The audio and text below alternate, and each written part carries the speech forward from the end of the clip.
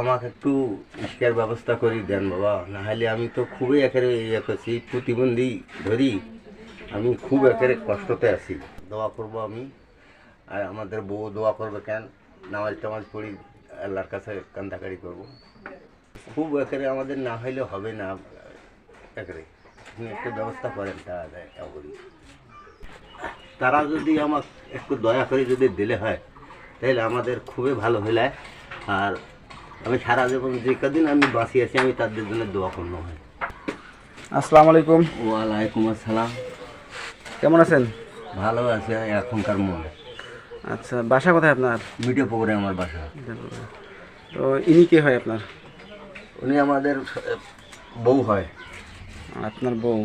আচ্ছা, কি সমস্যা একটু বলেন তো আপনার। সমস্যা মানে আমাদের একটা গাড়ি আছিল। কি গাড়ি? রিক্সা। আচ্ছা, অটো রিক্সা ছিল। আমি দুর্বলাতে ওই রিক্সাটা বেচে খরচ করছি। আচ্ছা, আপনি অসুস্থ হতে ওটা চিকিৎসার জন্য করছেন? হ্যাঁ, বেচে আমি চিকিৎসা করছি। এখন তো আমাদের কোনো বুদ্ধি নেই, এখন দেনও হয়ে গেছি আমাদের মেলা। আচ্ছা, কোনো বুদ্ধি নেই। এখন শুনছি যে আপনারা বলে। আচ্ছা, আপনার সন্তান নাই? আছে 2 জন, তারা আমার দেখে না। তারা দেখে না? না। বাড়ি ভিটে?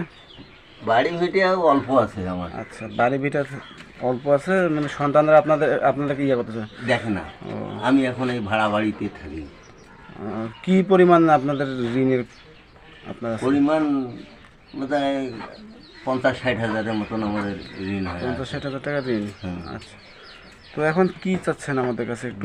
আপনার একটা যে শুনছি যে আপনি বলেন নাকি দান করেন মেলা, আমাকে একটা রিস্কের দিলে হয়, তা আমি কিছু মানে রিক্সা একটা পাইলে আপনি আপনার ঋণটা পরিশোধ করতেন এবং বাকি যে জিন্দগিটা আর কি জীবনটা আমি কাটাইনো হয়। হ্যাঁ, আর তাই যা দিলে হয় আমি তার কাছে আল্লাহর কাছে দোয়া করতে হয় যে আল্লাহ তাকে আরো ইয়ে করো।